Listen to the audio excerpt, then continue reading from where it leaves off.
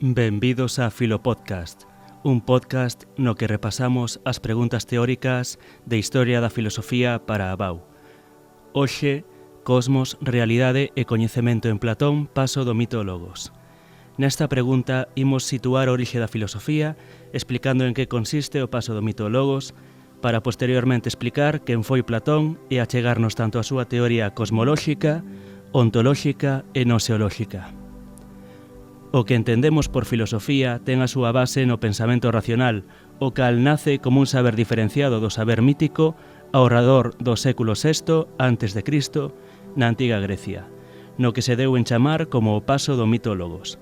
Isto consistiu no paso dunha forma de explicación trascendente da realidade, na que esta se explica dende fora, dende os deuses e outros seres lendarios, como acontecía nos mitos de Homero e Hesíodo,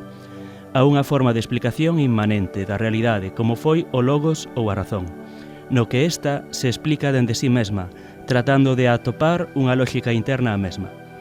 Os primeiros en realizar esta explicación racional foron os filósofos presocráticos, os cales xurdiron no Mediterráneo oriental cara ao século VI a.C.,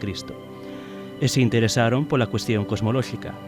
Todos eles pensaban que tiña que haber unha causa profunda e comprensible que xustificase a regularidade da natureza. O primeiro de eles foi Tales de Mileto, quen falaba de que o principio ou arqué era a auga, e despois seguironlle outros filósofos que defenderon outros principios. O pensador presocrático que máis o vai influir vai ser Parménides de Elea, que no seu poema sobre a natureza explica que os nosos sentidos nos enganan sobre como é a realidade, cambiante, mudable, e nos di que a través da razón podemos chegar a comprender que a verdadeira realidade, o ser, é algo fixo, eterno e inmutable. Este autor influirá a súa visión sobre o coñecemento, fundado na razón, e sobre a realidade, fixa e eterna. Co paso do tempo, a filosofía pasou da periferia das polis gregas, Mileto, etc., a Atenas, e no contexto da democracia ateniense, entre o século V e IV a.C., ali se instalou, pois, na democracia, en Atenas, da man de Clístenes e Pericles, a palabra, o logos, o cal se revalorizou ao ser, mediante ela, a forma de ganar as discusións na asemblea. Isto posibilitou o florecemento da filosofía. Por un lado, chegaron sabios estranxeiros a Atenas para dar clase a quen puidera pagalas de oratoria e retórica, para ganar as discursións nas asambleas, e estes sabios foron os chamados os sofistas, os cales pensaban que a verdade era algo relativo. Aí está o relativismo de Protágoras, ou que incluso non existía. Aí temos o escepticismo de Gorgias.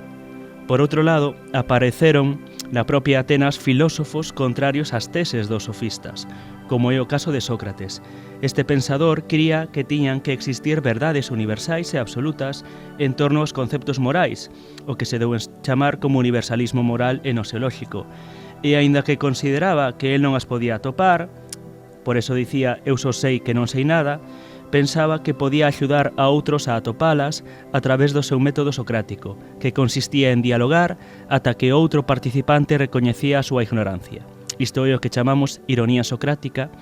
e despois seguir dialogando ata alcanzar unha definición universal dun concepto. Isto é o que chamamos maiéutica. Platón, polo tanto, sitúase neste contexto filosófico. Nace no 427 a.C. e con 20 anos coñece a Sócrates e fai o seu discípulo e ségueo ata a súa morte no 399 a.C.,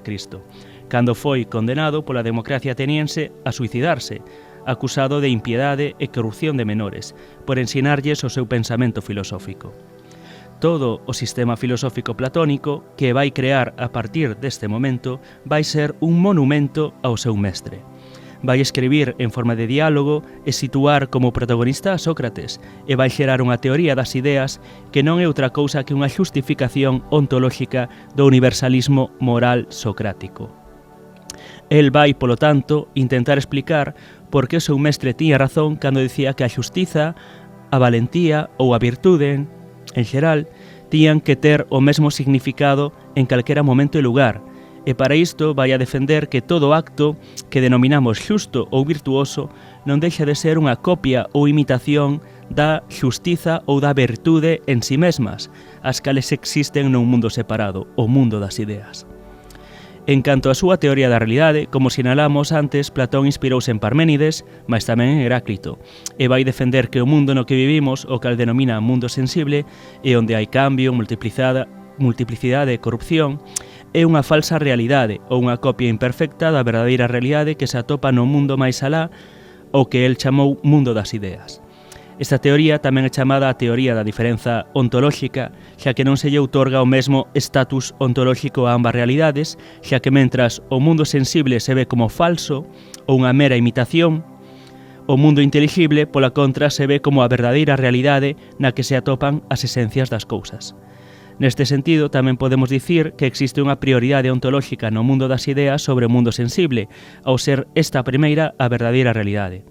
Así, por exemplo, unha persoa boa, por moi boa que sexa, sempre estará moi lonxe de ser, por decir así, no grau do ser, de ser o ben en si mesmo, o cal é perfecto, eterno e incorrumpible.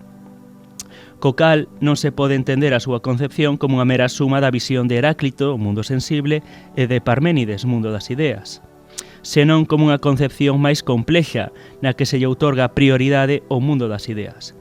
Cabe explicitarse que as ideas platónicas non son as ideas como contido mental nas que pensamos hoxe en día. Idea ven do grego eidos, que significa forma, e hai que entender as ideas platónicas non como conceptos do noso pensamento, sino como formas ou modelos que segue a nosa realidade ao crearse. Estas realidades, con existencia propia, son inmateriais, eternas, perfectas, únicas, inmutables, causa exemplar ou modelo do que existe no mundo sensible. De maneira que outra forma de explicar a relación entre as cousas e as ideas ou esencias é a chamada teoría da participación, que consiste en sinalar que as cousas do mundo sensible participan das ideas do mundo das ideas, e que o que nos parece belo neste mundo, unha flor, unha persoa, etc., é porque imita ou participa na idea de beleza. A parte, non todas as ideas teñen a mesma importancia, sino que existe unha xerarquía entre as ideas na que, no fondo, están os arquetipos das cousas do mundo sensible, a propia idea do ser humano, do lume, da árbore. Despois atopamos os valores, a idea de bondade, de xustiza, de beleza. Por encima destas ideas estarían as ideas de relación, unidade, semellanza, multiplicidade, e arriba de todo, na cúspide, no vértice da pirámide, temos a idea de ben, que é a máis importante de todas. De aí a cita elixida de Platón de que, no mundo inteligible, o último que se percibe e con dificultade é a idea de ben, o que amosa o trasfondo moral do pensamento platónico, pois o ben é o que ordena todo dentro do seu pensamento.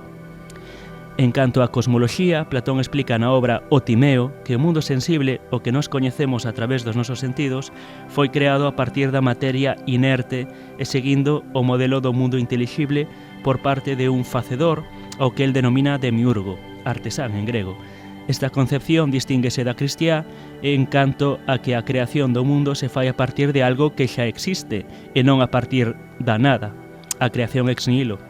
que acontece no contexto cristiá. Compre entender, polo tanto, tamén o mito do demiurgo como unha forma simbólica de explicar a súa teoría da participación antes comentada. Desta maneira, Platón presenta o mundo sensible non como un caos, desorde, sino como un cosmos, un orde, pois está organizado segundo a armonía matemática reinante no plano inteligible. En canto á teoría do coñecemento de Platón, esta vai moi ligada á súa teoría da realidade, e así como hai dúas realidades, o mundo sensible e o mundo inteligible, vai haber dúas formas de coñecemento. Por un lado, temos a forma de coñecemento inferior, vinculado ao mundo sensible, a cal denomina opinión, doxa, que é o coñecemento que producimos a través dos sentidos acerca deste mundo sensible que ten as mesmas características deficientes que el, é dicir, en canto que os seres son cambiantes e imperfectos, as nosas opinións en torno a eles tamén son cambiantes, imperfectas e enganosas. A súa vez, este primeiro tipo de coñecemento sensible se subdivídese en dous graus. Por unha banda, a imaginación ou conxetura e icasia, que ten por obxecto as imaxes como as sombras e que podemos asociar ao pensamento mítico, a crenza en minotauros e outros seres produtos da imaginación. Por outra banda, a crenza, pistis, que ten por obxecto os obxectos sensibles como os animais, as plantas e cousas fabricadas, e que son coñecementos que sacamos de forma máis directa da experiencia e, polo tanto, superiores da imaginación, pero que sempre son mudables, xa que os seres sensibles cambian. Por outra banda, temos a forma de coñecemento superior vinculada ao mundo das ideas, a cal denomina ciencia, é dicir, episteme, e que para Platón é o auténtico coñecemento, pois se asocia á verdadeira realidade, a que é eterna e perfecta e que nunca cambia, e que, polo tanto, permite un coñecemento fixo e seguro, ao captar as ideas mediante a razón. Esta forma de coñecemento tamén se subdivide en 2 graos, formando así a súa teoría dos 4 graos de coñecemento. Por un lado temos as matemáticas ou pensamento discursivo, dianoia, que é o coñecemento en torno aos obxectos matemáticos como os números e as figuras geométricas. Para Platón, como estamos vendo, o mundo réxese polas matemáticas e coñecelas permítenos comprender parte da realidade e tamén ir abstraendo as formas que están detrás das cousas sensibles, formas geométricas, e así prepararnos para poder coñecer as propias ideas, é dicir, ter unha labor ou unha función propedéutica. E por outra banda, e por último, temos o coñecemento, a inteligencia ou dialéctica, é dicir, en grego, noesis, a cal terá por obxecto as ideas como a idea de ben, que é a forma máis elevada por ser aquela que nos permite coñecer as verdadeiras esencias de todas as cousas,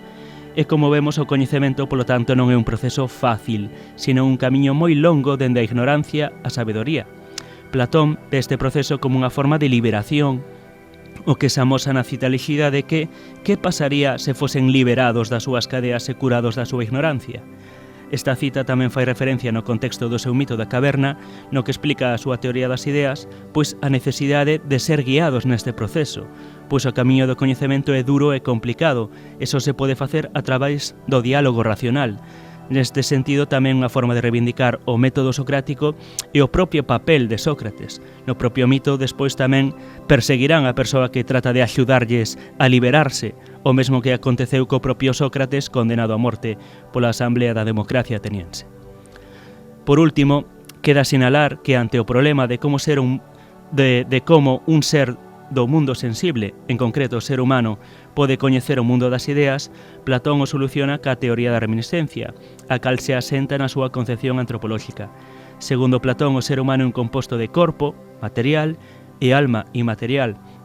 E precisamente na alma está a clave. O pensador grego dinos que a nosa alma, antes de habitar o noso corpo, vivía no mundo das ideas, polo que xa puido coñecelas, pero esqueceunas ao unirse ao noso corpo, o cal é impuro. Polo tanto, para Platón, coñecer non vai ser outra cousa que recordar, xa que as nosas almas xa coñeceron previamente as ideas. Desta forma, todo o proceso dialéctico da filosofía platónica non é outra cousa que adestrar a nosa alma para que sexa captar de recordar o que xa sabíamos. Esta é a súa conocida teoría da reminiscencia.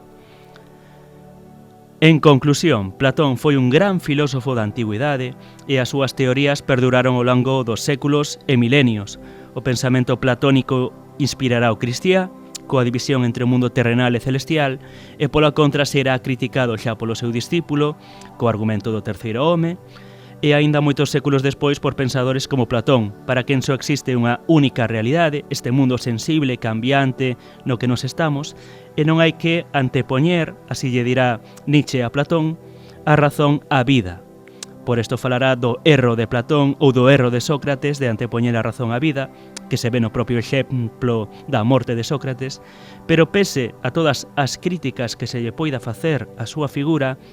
hai que sinalala ou vela como a culminación deste proceso que comentábamos do paso do mito ao logos, en canto a que foi o primeiro filósofo en xerar un sistema filosófico completo.